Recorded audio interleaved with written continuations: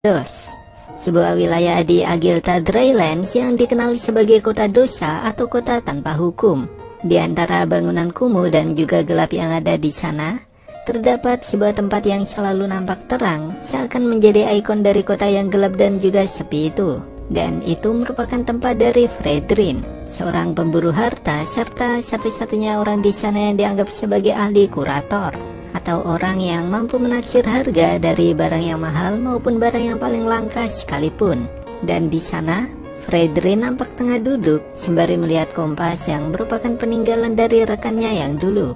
Di saat itu, datang sebuah tamu dengan gaya ala mafia yang merupakan utusan dari Kane. Dia pun dikawal dengan dua orang bodyguard yang sangat terlatih. Meskipun tahu jika tamunya kali ini merupakan orang yang cukup memiliki power di Los Pecados, namun dengan santai Fredrin melanjutkan menyeruput minumannya. Mafia itu pun menyodorkan sebuah koper yang kecil dan ditambah dengan sekantung koin emas sebagai imbalan untuk menyewa jasa dari Fredrin.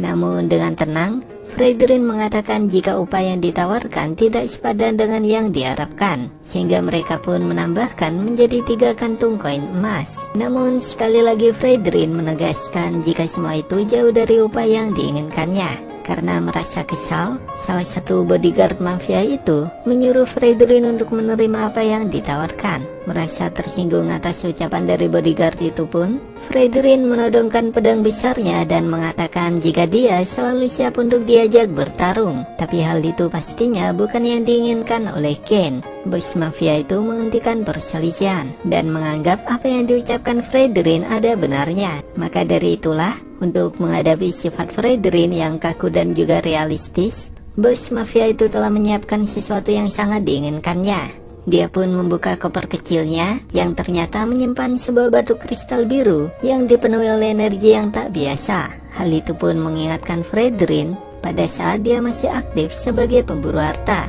Saat itu, Fredrin tengah mengunjungi sebuah tempat keramat kuno yang membawanya ke sebuah gerbang besar di mana pintunya tertutup oleh semacam kunci yang hanya bisa diputar dari luar. Namun sebelum Fredrin membukanya, rekannya yang bernama Frey mengingatkannya jika dia merasakan ada yang aneh dengan tempat yang mereka datangi saat itu. Hanya saja Fredrin mengabaikan peringatan itu dan mengatakan jika semua akan baik-baik saja karena ada dirinya yang akan selalu melindungi rekannya. Selanjutnya dia pun memutar kuncinya dan gerbang besar itu pun terbuka yang memperlihatkan sebuah lorong panjang di dalamnya, dan Fredrin langsung bergegas ke sana. Namun hal yang mereka temukan adalah semacam altar kuno di mana ada kristal biru di tengahnya. Dan saat Fredrin mencoba untuk menyentuh kristal itu dengan tangannya, tiba-tiba pelindung itu pun pecah dan muncul sebuah energi yang terpancar dari kristal yang menyatukan 2 bola perisai dan 1 pedang. Dan di belakang Fredrin terdengar suara dari seorang yang misterius yang berterima kasih karena telah menghancurkan segel yang selama ini mengurungnya, dan kekuatan kegelapan akan kembali ke Land of Dawn bersamaan dengan kedua orang yang ada di sana sebagai korban persembahan terakhirnya. Fredrin pun menanyakan siapa identitas dari orang yang ada di hadapannya, namun orang itu langsung menyerang mereka dengan sihir yang kuat, dan Fredrin berhasil menghindar sambil menyelamatkan rekannya. Akan tetapi serangan itu sebenarnya ditujukan ke arah kristal biru yang menjaga keseimbangan dari tempat itu. Seketika itu pula, tanah dan juga bangunan mulai runtuh. Sementara penyihir misterius itu mulai menghilang dengan memasuki dimensi lain. Merasa keadaan makin berbahaya, Fredrin dan juga rekannya mulai berlari menuju ke pintu masuk sebelumnya. Akan tetapi sebuah batu besar runtuh tepat di depan lorong pintu itu. Tentunya hal itu pun membuat mereka terjebak di sana. Dengan sekuat tenaga, mereka berusaha untuk menyingkirkan batu itu, namun usaha mereka sia-sia. Frey pun merasa putus asa karena merasa tidak akan bisa keluar dari sana. Namun di saat itu, pandangannya tertuju kepada sebuah relief bangunan yang seolah memberinya sebuah petunjuk atas apa yang harus dilakukannya. Dengan waktu yang sangat terbatas, Frey langsung berlari ke arah altar dan mengambil kristal biru yang ada di sana. Dan dia pun mengikuti apa yang tergambar di relief itu. Frey berusaha untuk menyelamatkan Fredrin dengan menekan kristal biru itu tepat di dada kiri Fredrin. Seketika itu muncul sebuah gelombang ledakan dan semuanya menjadi gelap. Dan saat tersadar, kristal itu telah tertanam di dadanya, dan saat ini dia tengah berada di padang pasir. Di hadapannya ada sebuah kompas retak milik Frey yang jatuh di sana. Seakan Frey mengatakan jika kompas itu adalah benda yang akan menunjukkan arah di mana dia berada. Dan kompas itulah yang merupakan benda peninggalan terakhir dari Frey.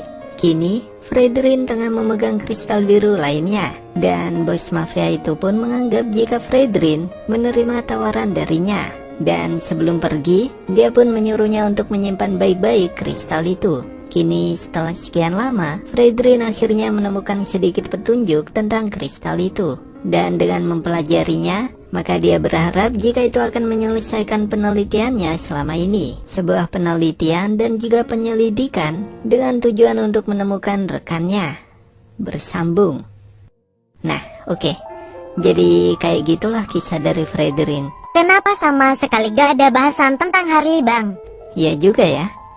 Tapi masih wajar lah, karena ini baru kisah part pertama, dan banyak dari kisahnya masih ngambang.